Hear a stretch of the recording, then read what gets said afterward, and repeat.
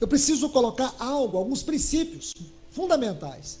Esses princípios vão nos ajudar a nos libertarmos de alguns vícios que, muitas vezes, eles funcionam como que um mantra religioso na nossa mente. E destrói essa realidade mais elevada daquilo que é a vida de oração. Então, deixe-me colocar uns textos para vocês, aqui em Mateus capítulo 6, os versículos 25 a 33. Eu vou ler bem rapidamente, depois vou parafrasear isso para vocês, e vocês vão entender. Mateus capítulo 25, Mateus capítulo 6, versículos 25 a 33, diz assim: por isso vos digo, olhe bem, não andeis ansiosos pela vossa vida, quanto ao que haveis de comer ou beber, nem pelo vosso corpo, quanto ao que haveis de vestir. Não é a vida mais que o alimento, e o corpo mais que as vestes? Então, a primeira coisa que Jesus está dizendo aqui, esse é um princípio.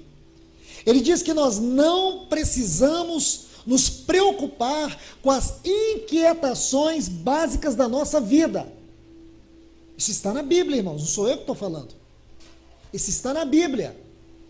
Ele está dizendo para nós não nos inquietarmos com o que havemos de comer, com o que havemos de beber e com o que havemos de vestir.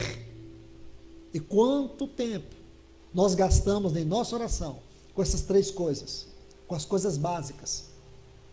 Quantas vezes nós gastamos tempo, ou essas coisas desgastam o nosso tempo na oração? Quantas vezes você tem se deixado levar pela ansiedade por causa dessas coisas? Irmãos, eu digo para vocês, isso aqui é uma armadilha da alma. Essas coisas alimentam as compulsões da nossa alma. A alma tem a ver com o que sinto, com o que penso e com o que quero. Compreenda isso. A alma tem a ver com o que sinto, com o que penso e com o que quero. E nós nos gastamos e nos desgastamos em torno dessas coisas. Nosso Senhor está dizendo que essas coisas não podem nos inquietar. Observe aqui, vamos ao versículo 26, ele diz: observai as aves dos céus, não semeiam, não colhem, nem ajuntem celeiros, contudo o vosso Pai Celeste as sustenta. O que Jesus está dizendo? Que o nosso sustento vem do Senhor. Ele não está gerando em nós um espírito passivo, mas Ele está mostrando para nós um caminho elevado de relacionamento e de dependência nele. É claro que o ensino não termina aqui. Essa palavra observai é muito importante, nós vamos entrar nela daqui a pouco. Vamos mais à frente. Versículo 31 a 32. Portanto, não vos inquieteis. Essa palavra inquieteis aqui em português é a mesma palavra para ansiedade. A raiz dela, no texto grego, é a palavra ansiedade. E diz: não estejais ansiosos. Que comeremos, que beberemos, ou com que nos vestiremos, porque os gentios é que se preocupam com todas essas coisas, pois vosso Pai Celeste sabe que necessitais de todas elas. Você imagina que a preocupação dessas coisas é de Deus e não nossa? É o Senhor Jesus que está dizendo. Agora ele coloca outra palavra, buscai. Então primeiro ele diz, observai. Depois ele diz, buscai. Vamos estudar primeiro a palavra observai, do versículo 26. Esse termo ocorre 12 vezes no Novo Testamento. E eu quero colocar dois textos que vão traduzir o sentido dessa palavra em conformidade com o original grego. Marcos capítulo 8, versículo 25. Eu vou ler o texto, depois eu vou buscar a frase que abre esta palavra observai para nós. Marcos capítulo 8, versículo 25 diz assim: então novamente lhe pôs as mãos nos olhos, e ele, passando a ver claramente, ficou restabelecido. Agora, observe a frase: e tudo distinguia de modo perfeito. O que Jesus está dizendo para nós com a palavra observar no versículo 26? Distinguir de modo perfeito. Outro texto que coloca mais luz sobre essa palavra observar.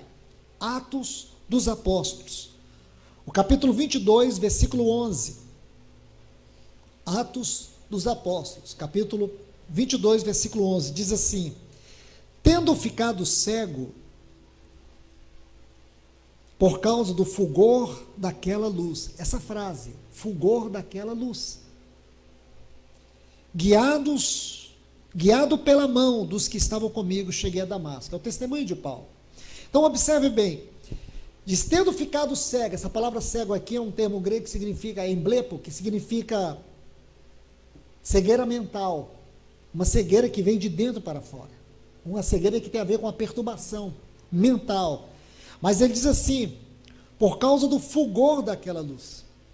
Essa frase, fulgor daquela luz, é uma outra frase que traduz para nós a palavra observai. Então você vê que Jesus não usou uma palavra qualquer. Jesus usou uma palavra muito importante. E aqui, pelo menos 3 sentidos. Primeiro, precisamos distinguir o modo perfeito, ou de modo perfeito, os cuidados de Deus.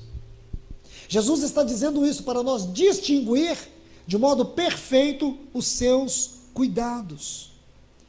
Segundo ponto, não precisamos ficar preocupados com as nossas necessidades básicas. Estão vendo aí? E terceiro, precisamos do fulgor da luz de Deus na nossa mente. Está vendo, irmãos? É isso que ele quis dizer. Porque se nós não temos capacidade de distinguir de modo perfeito os cuidados de Deus, o que nós vamos fazer? Vamos ficar como a sanguessuga. Dá. A gente vai na reunião da igreja só para pedir.